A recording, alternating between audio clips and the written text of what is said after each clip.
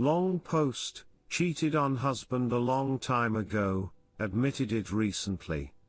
I need help moving on. Ex posted on our relationship advice. Story 1.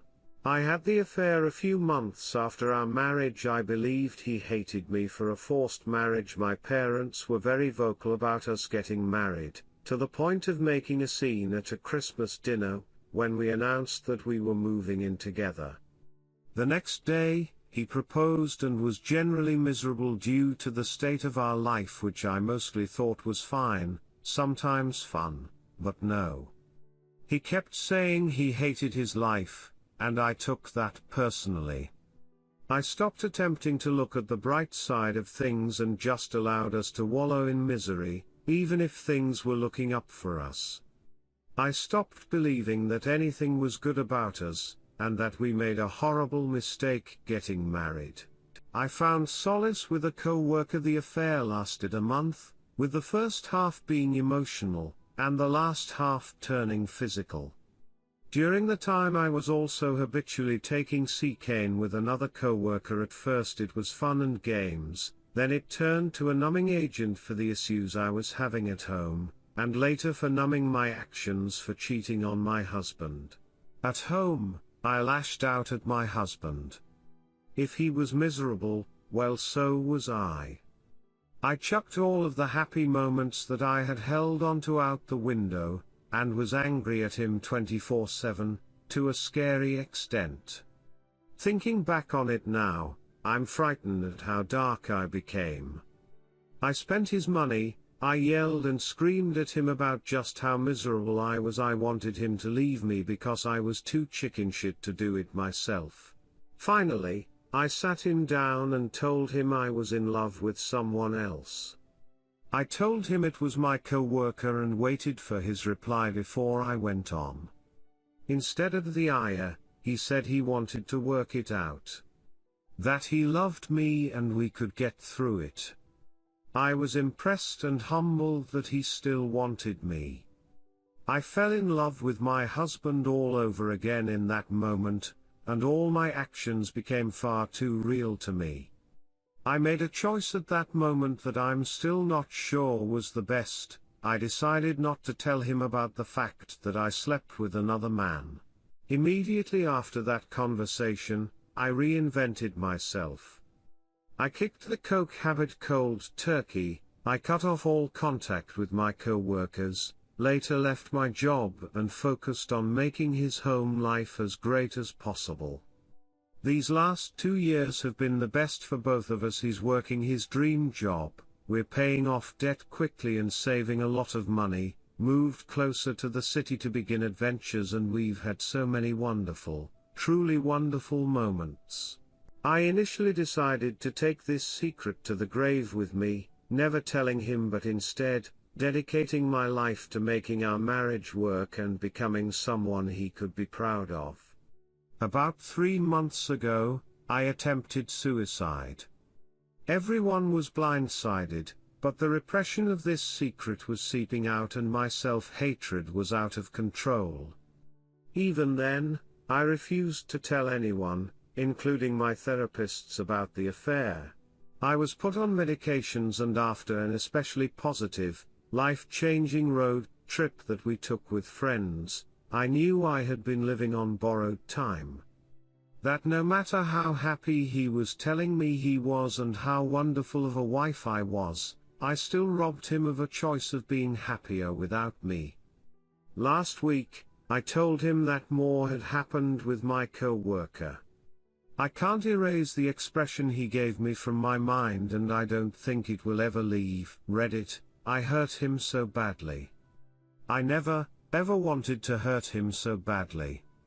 I was a fool to ever think this day wouldn't come, and a fool to have ever strayed. He's the best thing that's ever happened to me. His reaction was calm and controlled. After being silent for a while, he said he wanted to work it out, mostly over the fact that the last 2 years of our life were the best he's ever had, according to him, and that I had changed to a large degree from who I used to be. He wants to work it out, though not through couples therapy as I suggested, but by moving on with our current great life and not looking back. Essentially, he told me to keep doing what I've been doing, continuing with my therapy, continuing with school and my weight loss plan, and we'd be fine. Along with the repression of this secret, a backlog of self-hatred, regret and desperation had finally caught up with me. I was 51-50'd overnight last week by my psychiatrist as he feared I would hurt myself. His mother and my family found out about the affair through this episode, all of whom agreed with my husband I should move on from this. I'm happy every time I see my husband after he gets home from work, when he wakes up in the morning, and he's complimenting the fact that there's no growing dark cloud over my head anymore. My eyes are brighter, my smile is bigger. He believes this is the beginning of a greater chapter in our life together. Everything is better than expected, so why, when I'm alone, do I go insane? I cry non-stop over the fact that I hurt him, that I deserve none of this, that I've already lost him, and it's only a matter of time before he leaves me. I'm frightened of the fact that he's stayed with me. I want to yell quite loudly for him to run away, far away, and quickly. I know if I don't get over these emotions, our relationship doesn't have a chance. I don't want to sabotage it anymore. Reddit, how do I move on? How do I begin forgiving myself? TL, doctor, cheated on my husband during a very bad spell in our young marriage about 2 years ago. After telling him I had emotionally fallen for someone else, he said he wanted to work it out. I kept the fact that I had slept with someone else a secret and worked hard on our marriage and myself over the last 2 years to much success. We're both very happy. However, the repression and self-hatred was getting out of control, and after a suicide attempt, I admitted to my husband recently that the affair was also physical. He's forgiven me and wants to move on. I'm having a hell of a time forgiving myself. How can I accomplish this and begin to move on as he has? Story 2. My story, the aftermath plus year update. Original story: caught wife trying to cheat with my friend from her iWatch. Hello, it's been a year since I posted on Reddit, so thought it would be fitting to post my story along with a year update. I've fixed the grammar etc. on the first post as I was drunk. Cheers. Tuesday, October 27, 2020. I'm writing this from my phone, so bear with me if it's formatted wrong. So last night my wife of 7 years decided to have a chill out night. After dinner, she went to the den and was watching her programs while I flitted between watching the Spurs game, football, soccer, and doing some odds and ends that I had planned. Next thing I know, she's got the wine out and has had 2 bottles of the stuff. At around midnight I went to check on her and saw she was out cold on the couch. I went to scoop her up when her iWatch thing buzzed and a message popped up on the screen. It said something along the lines of, "Haha, I can't do that, my name would knock 7 shades of acid out of me tongue, p." I wondered what the duck that was all about, so I pressed on it, and it was a conversation between my wife and a friend of mine. Now I wouldn't say this guy is a close friend, but he's someone I've played 5-a-sides with for years, drank with and have known since we were teenagers. We used to call him Jacket Holder because when we got into scraps as teens, he'd always be the guy holding the jackets while everyone else went for it. Right, so as I said, I pushed on the conversation while this thing is still attached to her wrist, and scroll up to the top, and as far as I can tell it's him that contacts her first unless she's deleted. There's lots of flirting and wink-winking going on, but nothing that you could outright say was cheating. Then I get to last night, and when she's drunk she starts openly begging him for time. I couldn't believe my ducking eyes. I'm paraphrasing here, because I can't remember the exact words, but she was saying it like how much she had always wanted him, how no one would ever find out if you did want to do something, and the last one that ducking killed me, that she was great at keeping secrets.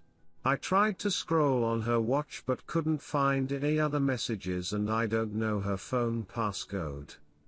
I put her in her bed and just sat in the kitchen in shock until I fell asleep, then got up for work at about 5:30.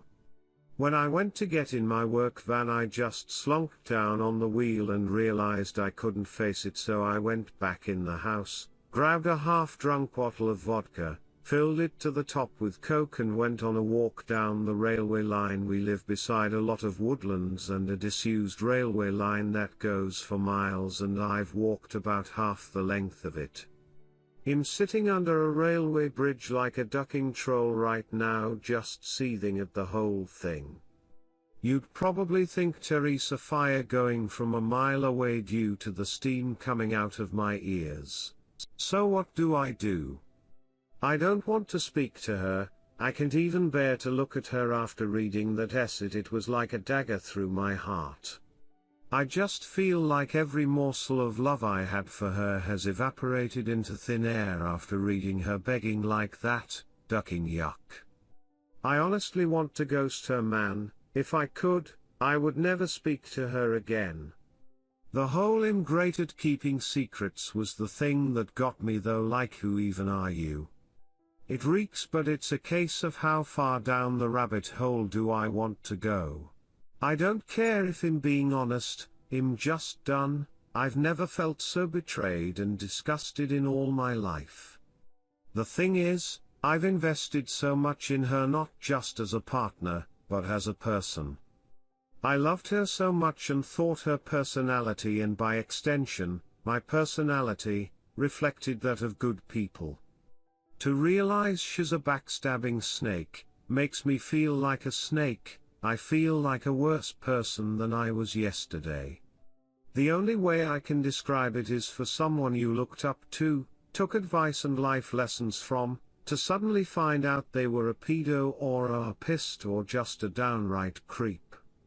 Your entire perception of yourself and who you are would be shattered because you've taken on board what they've said and invested time into a creep. God. I'm rambling nonsense, I apologize. I'm lucky in that our house is owned by my parents, who 6 years ago moved to a retirement village and we moved in. The house will be bequeathed to me when they die, but I don't and hopefully won't own it for a long time. They couldn't be bothered with the upkeep and all the problems etc. and wanted to see out their final days in peace, so when we do divorce, my soon-to-be ex won't be getting her hands on it. So what do then?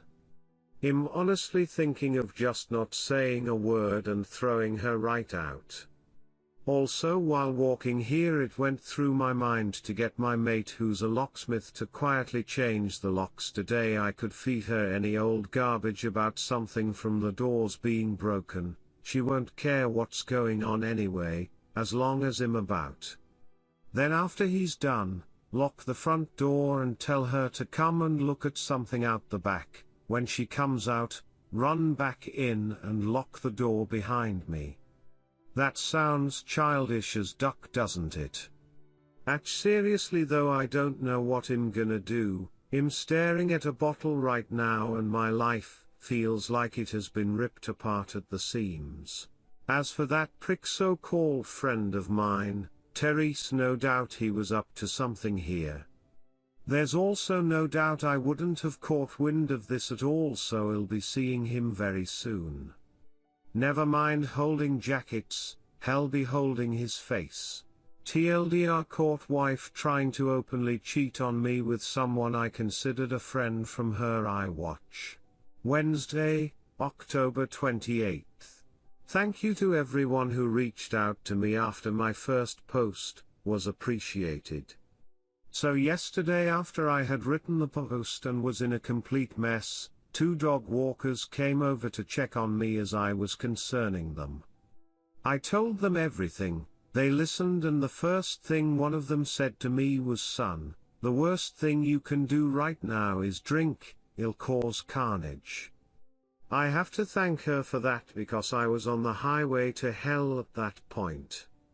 I threw the vodka away, got in touch with a friend, and he said I could come to his for a while to calm down. He was at work but told me where the spare key was. We live in a small town of around 15,000 people and he wasn't too far away, so once I got there I sat on his couch just trying to calm down. Throughout the morning I was getting multiple texts and phone calls from my wife asking where I was and what the hell was up, as my work van was still sitting in the driveway and I was nowhere to be seen. I texted her back telling her that there was a problem with the engine, so I got a lift into work, which she seemed to buy as she just texted back saying okay. When my friend got back from his work at about 5 o'clock, I told him everything that had happened and asked him his opinion. I also told him not to tell anyone about jacket holder, as that might then get back to my wife, which I didn't want at this point. I would deal with him later. By that I mean he'll expose what a little rat he is. Knocking duck out of him doesn't help me at all as of now. As an aside to the people saying he had done nothing wrong, he messaged my wife first. He was being extremely flirty. What the duck is he even playing at messaging my wife for in the first place? He only knows her in passing, from afar. Look, I've got no problem with two adults conversing with each other, but they hardly knew each other and it was flirty from the start as far as I could tell. I think they've seen each other while out and about and it's gotten flirty then. So my friend convinced me to try and keep a low profile and see what I could dig up, but at the same time speak to a lawyer and get the ball rolling in terms of finding out my options, which I have done today. He took me home about 6 o'clock and I was honestly dead on my feet by that point. I think the adrenaline pumping the entire day then suddenly stopping, knocks it right out of you, so I was extremely tired when I got home. The second I walked through the door I knew something was up, as my wife was on me right away asking me all sorts of questions about work. I asked her why does she even care.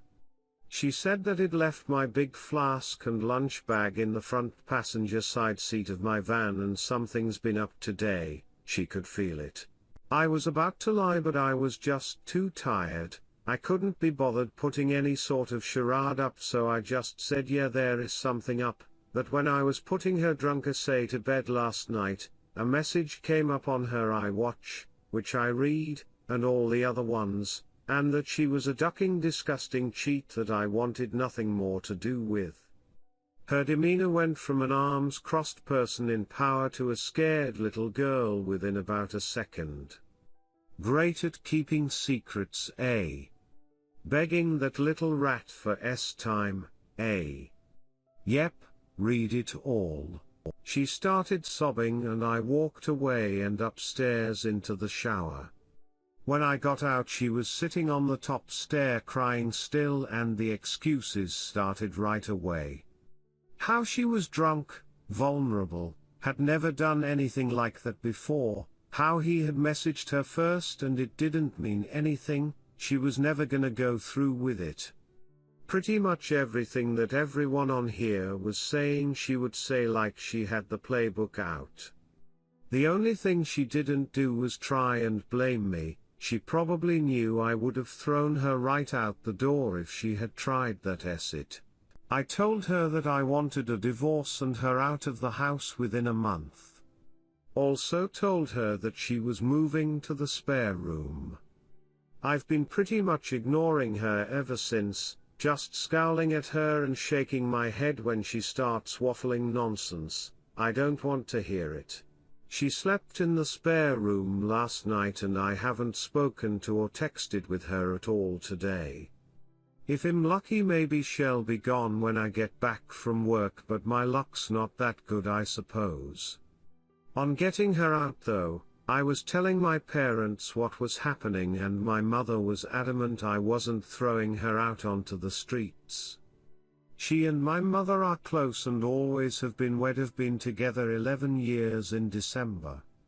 My mother was saying she made a mistake and that we should sort it out like adults, that we've been through too much together and that she didn't actually do anything, it was just words.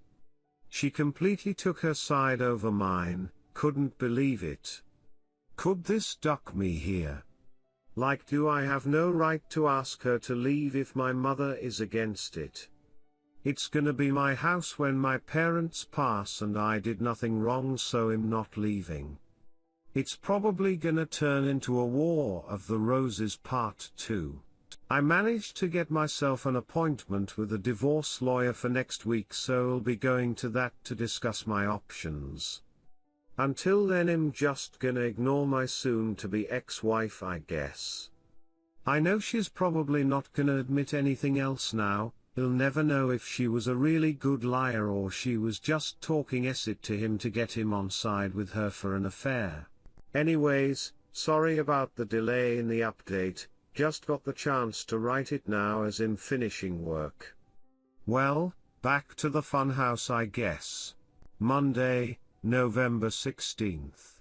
Hi, I thought I'd give an update since a lot of people have been personal messaging me asking for one. It's now been 20 days since I found out my wife was trying to cheat on me with my friend and the situation has become hellish. I gave her a month to get out and she's been sleeping in the spare room, but it's clear now she doesn't have any intention of going after she got in the ear of my mother. She doesn't have anywhere to go at any rate, but that's not my problem.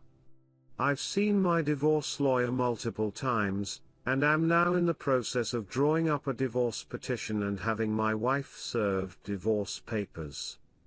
I've also opened my own bank account and taken 50% of the balance from our shared account.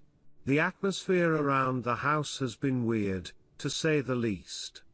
The living room has turned into a no-man's land where no one frequents as we both spend the majority of our time in our rooms. I've also intentionally been working late a lot so I don't have to interact with her much.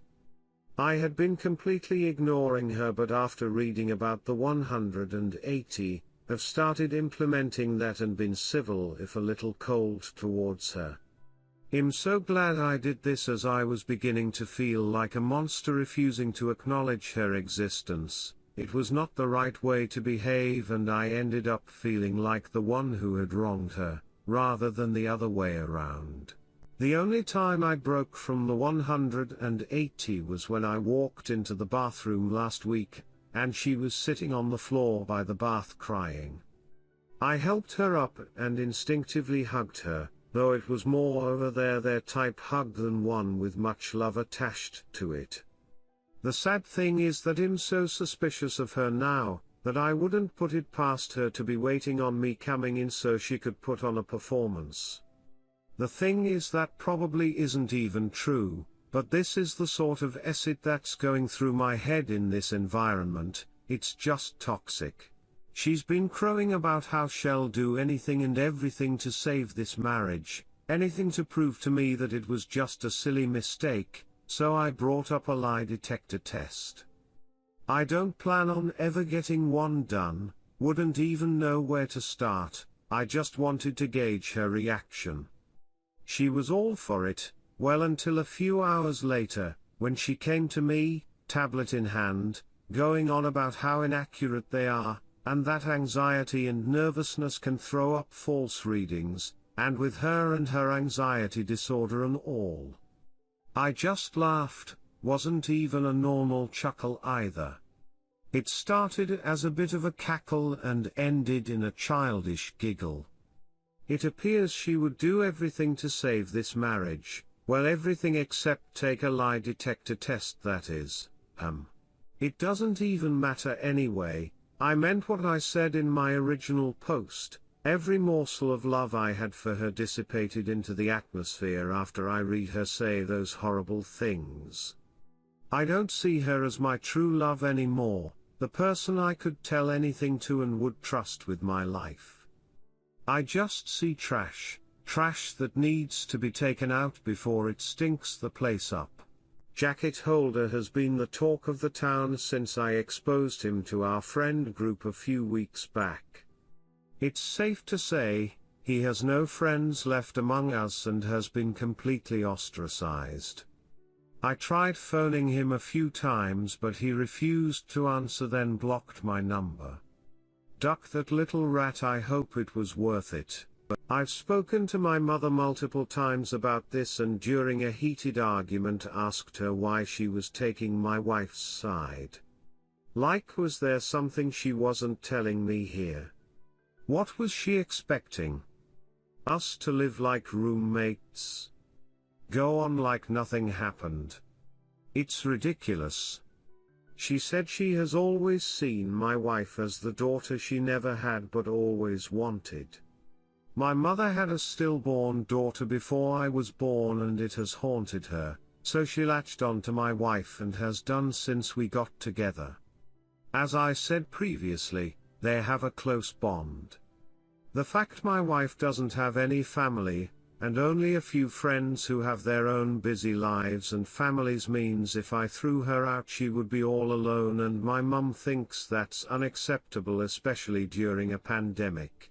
She tried to get me to come to a compromise, saying that in 3 or 4 months we should look at it again and see where we are mentally, and is pushing me to try couples counseling before I throw in the towel. In not doing that, the thought of being in the same house as my wife over Christmas makes me feel ill. She'll want to do it right as she does every year and it'll be a complete shit show. My dad, God love him, has never been much of a talker. Never up nor down, just always there. He's a quiet, proud, but timid man, and my mother's word has always been the one that matters in our house. People on here have been telling me that I'm selfish and spoiled as it's not my house and I have no right to make demands, but it's now a case of my wife or me for my parents. If worse comes to worst, I'm ready to walk out the door and never come back. Duck this house. I have to be able to look at myself in the mirror with some semblance of self-respect, and someone has to keep their word in this debacle. If I do leave, my friend has said I can stay with him for a few weeks or so till I get myself sorted. If I do walk out that door though, I'm done with my parents. I'll never speak to them again in my life. They'll probably see it as me giving up on them, me walking away without trying to at least have a go at fixing things first. I see it as them choosing someone who broke my heart over me. Like, what will be the logistics of this once I'm gone? Just her staying there herself, my mother and father looking after a backstabber while their flesh and blood goes off alone. A little more info on the house. My parents let us move in a year after our wedding. It was an apparent belated wedding gift, although that was just the chatter from them at the time. They were always planning on moving out and moving us in.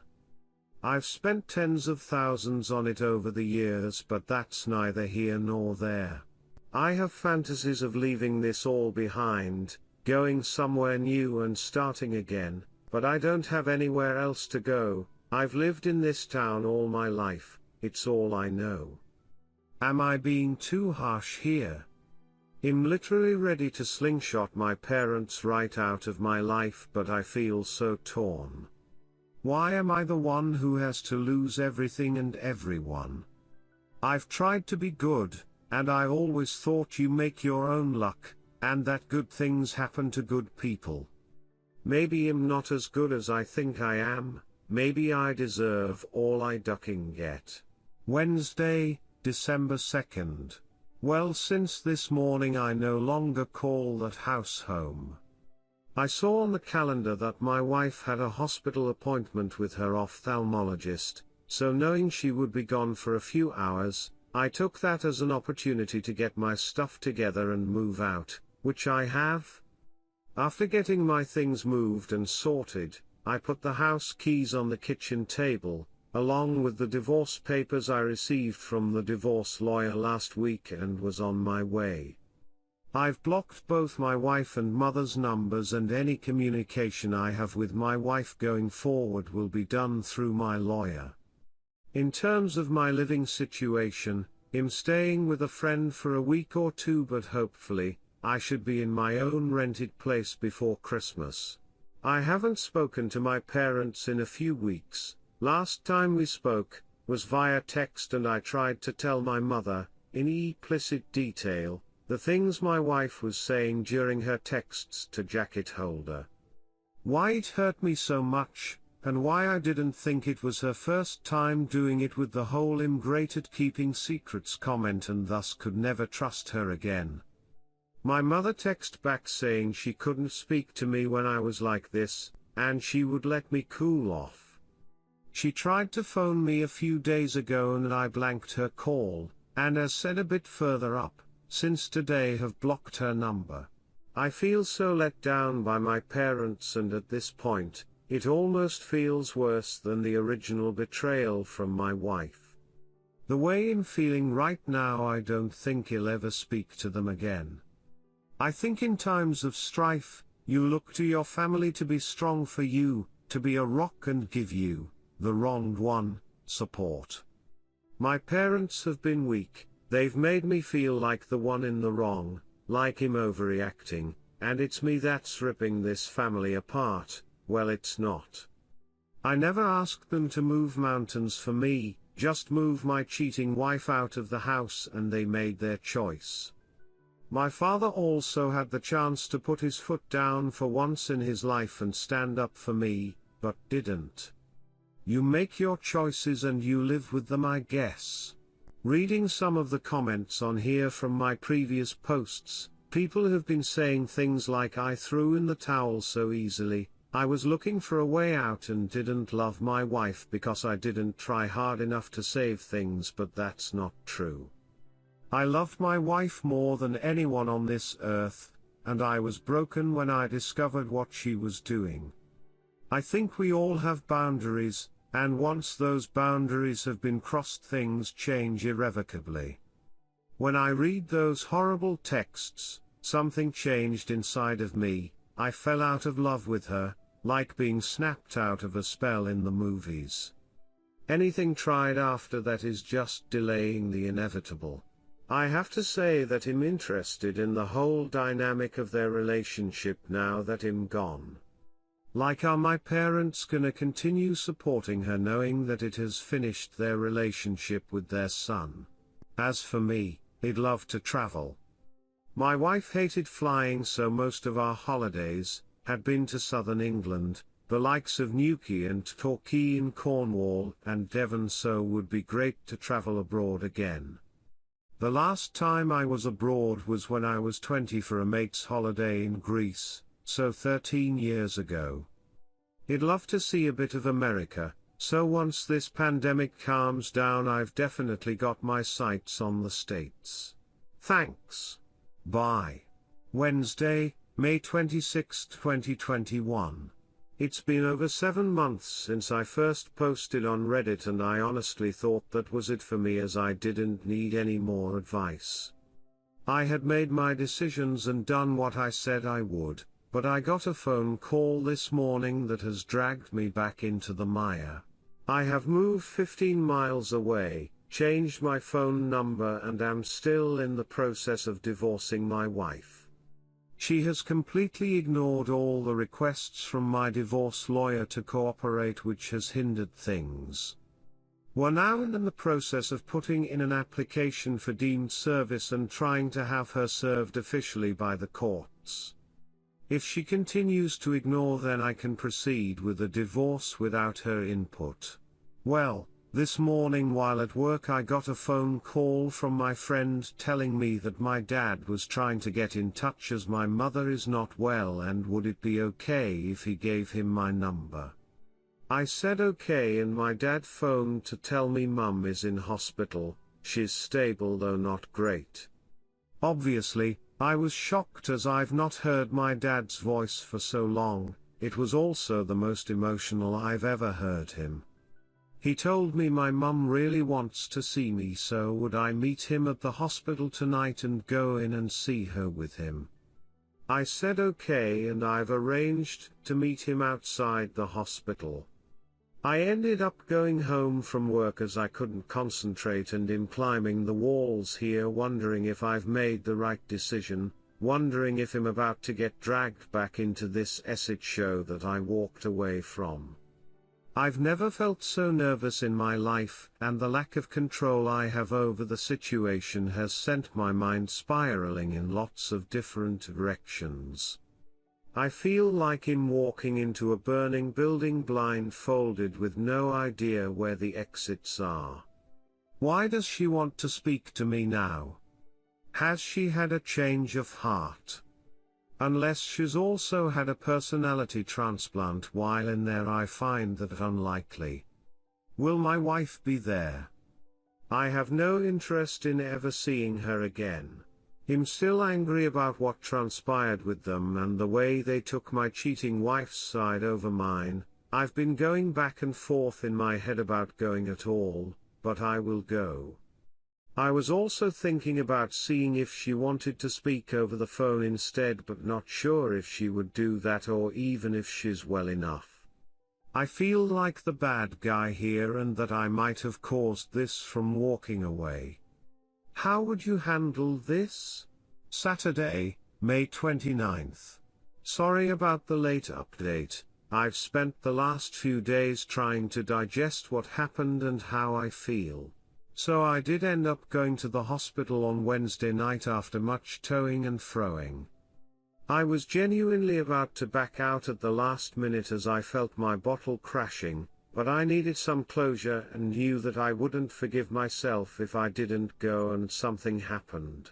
When I drove into the hospital car park, I had this surreal feeling of paranoia and was half expecting my wife to jump out from behind a bush or something. I met my dad at the entrance and it was pretty awkward as he tried to hug me and I said no. I then said if my wife is here in any way, shape or form, then I am about turning and out the door. He assured me she wasn't and we made our way to the ward where Mum was. When I saw my mother, I got the fright of my life as she looked like she had been in the wars. Never have I seen her look so frail. She's got an extreme black eye, also a lot of bruising and purple yellowness down one side of her face. She took a serious fall, broke 2 ribs, shattered her elbow and binged one side of her head face on the ground. So elbow, ribs then head in that order as she went down. She looked zombified but perked up when she saw me. She told me how much she's missed me, and that she wasn't sure she'd ever see me again. I told her if she had really wanted to get a hold of me she could have done. We spoke for a bit about what exactly had happened, and how she was down for a few hours before my dad found her. Also that she was determined to get back to normal and mend bridges with me. I brought up my wife and that I had been pushing for a divorce, but she was either ignoring the letters or wasn't getting them, so I asked if she's still in the house. Mum admitted she was and Dad started to look uncomfortable. I just looked away in disgust. Mum started saying how lost my wife is without me and that she's not in a good way. I knew then that nothing will change. She's not had an epiphany or seeing things from a new perspective, she just wants the status quo back. She said that the house is my home and always will be, but I told her I don't want it. It means nothing to me anymore and all it holds are bad memories.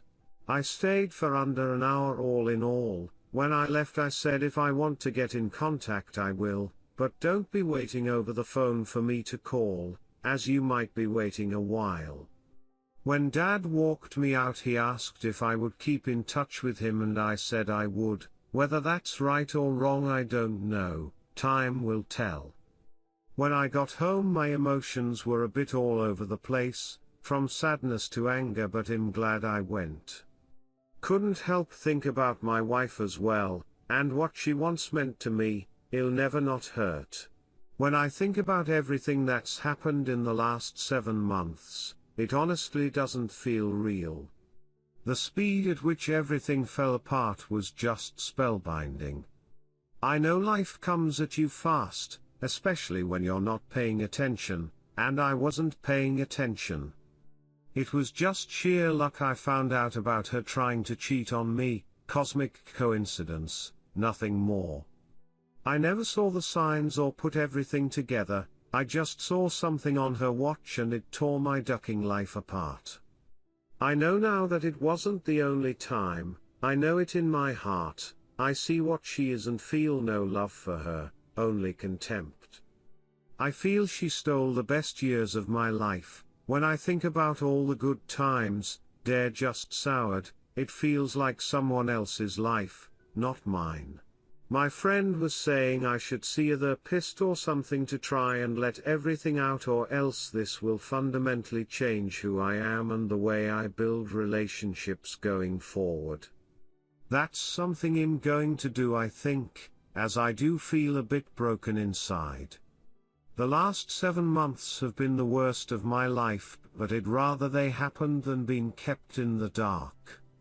I'm just hurt that it happened the way it did. But you can't choose the way someone ducks you over, I suppose, you just have to learn from it. I remember reading about loyalty being the most undervalued character trait, and I see that now. It's probably because you don't really know if someone is truly loyal to you until, well, they're not. It's not something you deal with every day, but now more than ever, I know how important a trait it is. Tuesday, July 20th.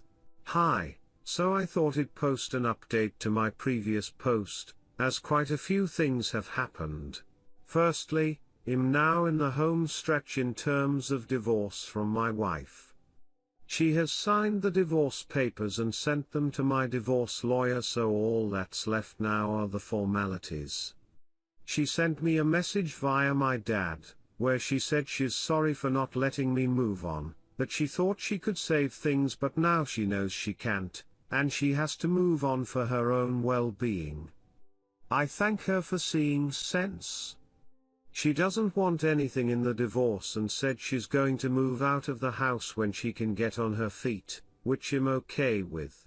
In terms of my mother, I haven't spoken to her yet, but my dad said she's doing a lot better after getting out of the hospital and getting some normality back. I don't know how things will pan out with them, but I've said that if the house is going to be mine, then I want them to put it into my name now, to give me some security, then we can start trying to build bridges. We'll see how that goes. My biggest battles ahead are in my head, and trying to get over everything that has happened. The brain is a wonderful yet frightening thing. To give you an example, I can still taste the truffles I scoffed then threw up at my grand's house when I was like 5. I've never eaten truffles again, but I can still taste those ducking things 30 years later, when I think about it. What I'm getting at is I don't want to harbor thoughts, feelings and opinions about everything that's happened 30 years down the road. I don't want to be one of those older people who's had everything good knocked out of them by the pain of life. You often hear about those people, how they used to be good, kind or funny, but somewhere along the line, they've had experiences that have forever changed them, turned them into a person they never wanted to be, and all that's left is pain. I don't want to be that person. I have to let this pain go before it consumes me. I have started therapy and spoken to a psychiatrist both over the phone and in person, and it has helped me a lot to speak candidly about everything, if only for a little while. My psychiatrist also said something to me that really struck a chord. When I was moaning about how my best years were behind me, she said, "Your best years are the years you've got left." What I think she meant is the past is gone. It doesn't exist, except in your mind, but the here and now does, and you can choose to make the most of it, or live in a past that isn't real to anyone but you. It's definitely a phrase I'm going to try and remember when I feel down. I said in one of the previous posts that I wanted to travel, and that is finally happening. My friend has committed to coming with me and we're booking a flight to New York at the beginning of October for a week. Really looking forward to it. Always wanted to see New York when the leaves change. Reminds me of that movie You've Got Mail. I want this to be just the beginning of my adventures in terms of traveling. I want my latter 30s to be littered with memories from escapades I've had abroad. Well, that's the plan anyway. All I know is that for the first time in what seems like a long time, I'm waking up with hope in my heart and walking with a spring in my step. If that's not progress, then I don't know what is. Wednesday, October 27th. Well, it's now been a year since my first post on Reddit, so thought it would be fitting to give one last update and end things here. First things first, I'm now officially divorced. Feels like a weight has been lifted, but also a firm end to what was nearly a third of my life. I actually saw my ex-wife for the first time since last December as I was walking into a shop in the town center about a month back, after visiting a friend. She was opening the door to walk out just as I was walking in. We were both wearing masks, but I noticed it was her right away and we made eye contact.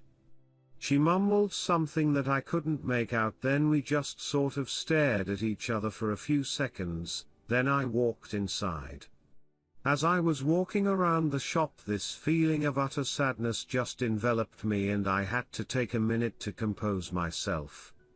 It just goes to show, all it takes is one look for you to feel straight back to square one. Do I miss her? No. I miss the person I thought she was, but that person doesn't exist anymore, if she ever did. I don't wish her hurt or hardship though, I really don't. I just refuse to move forward any longer with hatred in my heart. The only personal burden in the long run is me. I also found out from a friend's girlfriend that she was sure she saw my ex-wife outside a pub in the city, all over another guy a couple of years back. Apparently she never said anything to me or my friend because she wasn't sure it was her and she didn't want to meddle. I'm extremely pissed off with her as I could done with that information years ago. It's hardly conclusive, but I could confirm if she was out that night etc., and it would have saved me a lot of heartache in the long run. Now I know why I've never liked her.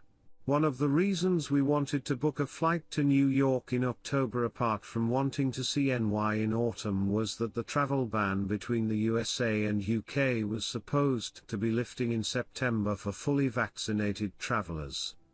Unfortunately, that has now been moved back to November 8th, which has put our plans into limbo.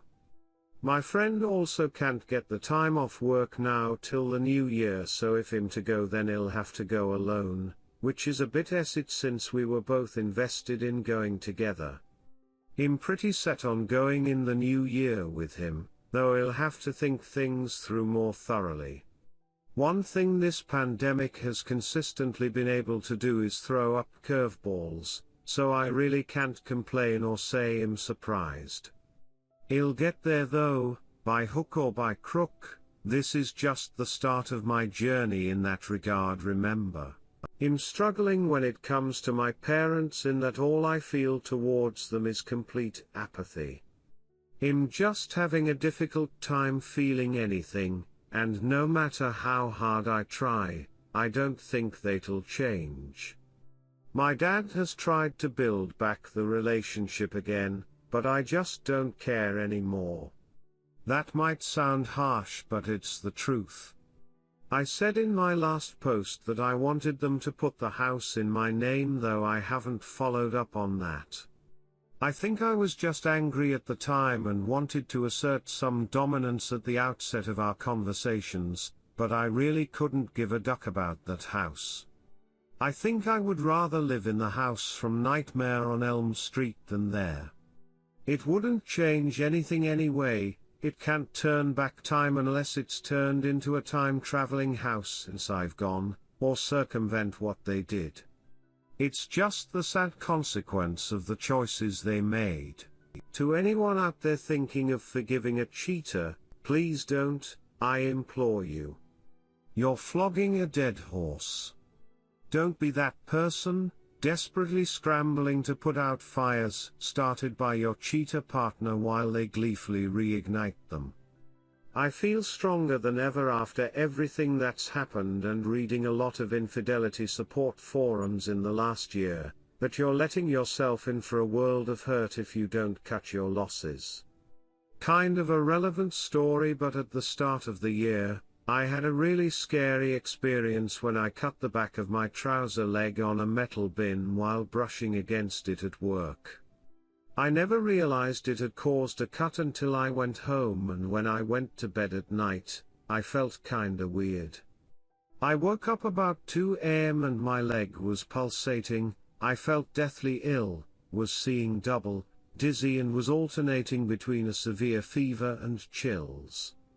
I understood right away it could be sepsis, so I phoned an ambulance, which they said was going to be 2 hours plus, as it was a Friday night and at height of COVID, and my thoughts were doing light speed laps around my head while I was hyperventilating like crazy.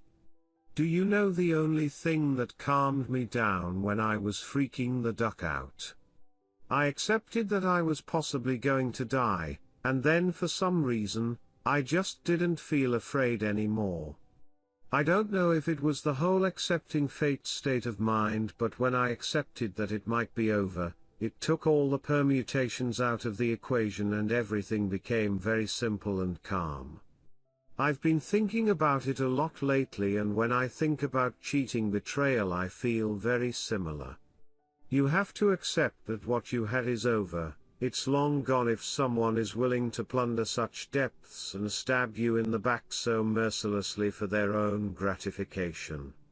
Fighting that unwinnable battle is noble and all, but when you're pissing into the wind with lottery odds of success, is it worth it? Is it worth the pain? I don't think so. I understand everyone has their own situations with kids etc., but some fights are just straight up folly. Accept that it's over and things will quickly become clearer. That's just my view. It's only after we've lost everything that we're free to do anything. Tyler Durden, Fight Club.